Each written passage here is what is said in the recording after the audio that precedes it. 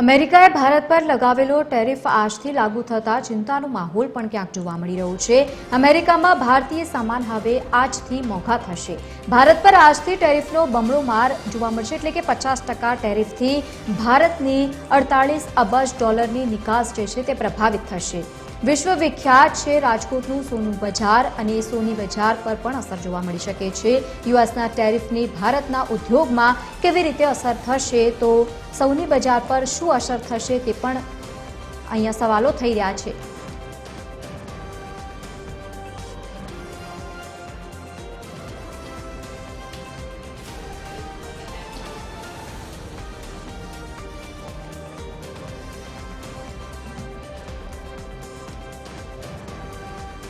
તો અમેરિકાએ જે રીતે ભારત પર ટેરિફ લાદ્યો છે તેને લઈને આજથી સામાન મોંઘા થશે। ભારતીય સામાન જ્યારે મોંઘા થશે ત્યારે ક્યાંક ને ક્યાંક અસર પણ પડવાની છે। ભારત પર આજથી ટેરિફનો હવે બમણો માર જોવા મળશે। તો આજ મુદ્દે રાજકોટથી આપણી સાથે સંવાદદાતા રવિ મોટવાણી લાઈવ જોડાયા છે। રવિ, જે રીતે ટેરિફનો માર હવે જોવા મળશે 50% જેટલો, કેવા પ્રકારની અસર થઈ શકે છે, શું માહિતી આપની પાસે? જી જરૂરથી જણાવી દઉં।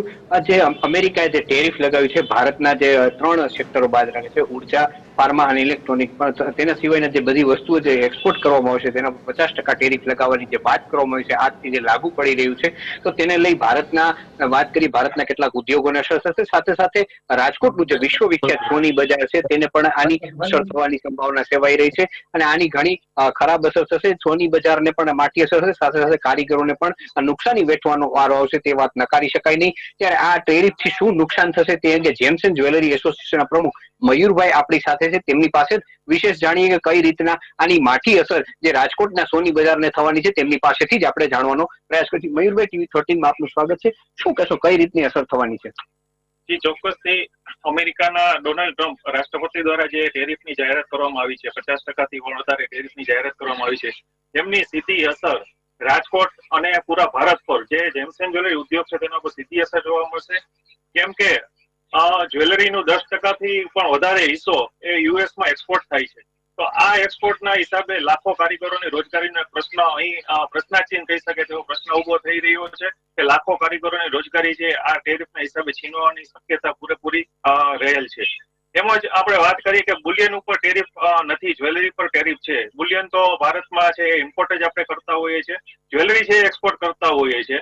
ત્યારે આપણે ભારત દેશની જ્વેલરી છે એ અન્ય દેશોમાં એક્સપોર્ટ માટે સરકાર દ્વારા જે કઈ પ્રોત્સાહન રૂપી સ્કીમો તથા પ્રોત્સાહન આપવામાં આવે છે, તેમાં આ એક કહી શકાય મોટો ફટકો અત્યારે હાલ જોઈ રહ્યા છીએ। આવનારા દિવસોમાં હજી આ ટેરિફમાં શું અંદરની ડિટેલ છે તે જોયા પછી આપણે વધુ વિશેષ વાત કરી શકીએ, પરંતુ હાલ જે 50% ટેરિફની જે જાહેરાત કરવામાં આવી છે તેમના ઉપરથી રાજકોટ નહીં પણ પૂરા ભારતના જેમ્સ એન્ડ જ્વેલરી ઉદ્યોગ પર આની સીધી અસર પડશે।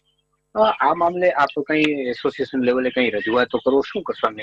જી ચોક્કસથી અમારા નેશનલ લેવલના એસોસિએશન દ્વારા ભારત સરકારમાં પણ આની રજૂઆત કરેલ છે, પ્રોપર ડેટા સાથે કે આટલી જ્વેલરી એક્સપોર્ટ થાય છે, આનાથી આટલા લાખો લોકોને જે કારીગરો છે આટલા લોકોની રોજગારી પર પ્રશ્ન ઉભો થઈ છે, તો આ રજૂઆત નેશનલ એસોસિએશન દ્વારા સરકારશ્રીમાં કરવામાં આવેલ છે। આનો ઉકેલ શું છે તમારી દ્રષ્ટિએ? જી આમનો ઉકેલ જો અત્યારે ભારત દેશ અને અમેરિકા દ્વારા જે કઈ વાતચીત દ્વારા આનો જો નિચોડ આવી શકે તો વેલ એન્ડ ગુડ છે। અન્યથા અમારે જેમ્સ એન્ડ જ્વેલરી ઉદ્યોગકારોને છે ને અન્ય દેશો તરફ આગળ વધવું પડશે અને અન્ય દેશોમાં એક્સપોર્ટ છે વધારવું પડશે। કેમ કે જે ઉત્પાદન છે રાજકોટ તેમજ ભારતનું એ વિશ્વવિખ્યાત આપણે રાજકોટની જ્વેલરી ગણવામાં આવે છે, તો અમારા અન્ય દેશો તરફ છે એ એક્સપોર્ટમાં આગળ વધવું પડશે। જો અમેરિકા નહીં માને તો એ પણ પ્રશ્ન આપણે સાથે થાય છે કે ભારતીય નાગરિક હોવાના કારણે કે આપણે જો અમેરિકા દ્વારા જો આવું પગલું ભરવામાં આવે તો અમે આપણા ભારતીય વડાપ્રધાન મોદી સાહેબની સાથે છીએ એવું પણ અમે નથી કહેતા કે ભાઈ સાથે છે, તો અન્ય દેશોમાં પણ અમને પ્રોત્સાહન રૂપે જેમાં યુકે સાથે જે ડાયમંડના એગ્રીમેન્ટ કર્યા છે, યુએઈ અને ઇન્ડિયા વચ્ચે જે એગ્રીમેન્ટ કર્યા છે, આવા અન્ય દેશો સાથે વધુ વિશેષ એગ્રીમેન્ટ કરી જેથી આ જ્વેલરી ઉદ્યોગને જે અમેરિકામાં જે એક્સપોર્ટ બંધ થાય તો અન્ય દેશો તરફ બીજા દ્વાર ખુલે, એવા પ્રયાસો પણ સરકાર દ્વારા કરવામાં આવે તેવી અમે આશા સેવી રહીએ છીએ। સાથે સાથે વાત કરીએ આપણે જે રશિયા સાથે જે ઓઇલ માટે ડીલ કરી એને લીધે આ આવ્યું છે, તો ભારતીય તરીકે હવે ભારતના જે વડાપ્રધાન નરેન્દ્ર મોદી છે એની પાસેથી આપણે શું અપેક્ષા રાખીએ કે કઈ રીતના એનો વળતો જવાબ આપે?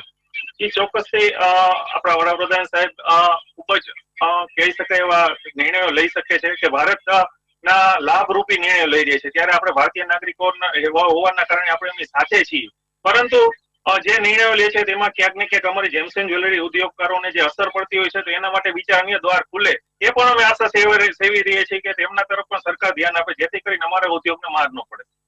તો આ હતા મયુરભાઈ, જેમણે જણાવ્યું કે જે બીજા દ્વાર ખોલવામાં આવે અને અન્ય દેશોમાં ભારતનું એક્સપોર્ટ જે સોની બજારનું એક્સપોર્ટ થાય તેના ઉપર ધ્યાન દેવામાં આવે જેથી આ સોની બજારને જે માર પડ્યો છે તેમાંથી રાહત મળી શકે તેમ છે. જી બિલકુલ રવિ, આભાર સમગ્ર માહિતી સાથે જોડાવા બદલ. તો વિશ્વવિખ્યાત છે રાજકોટનું સોની બજાર અને તેના ઉપર પણ જે અસર પડશે તેવા પ્રકારના સમાચાર સામે આવ્યા.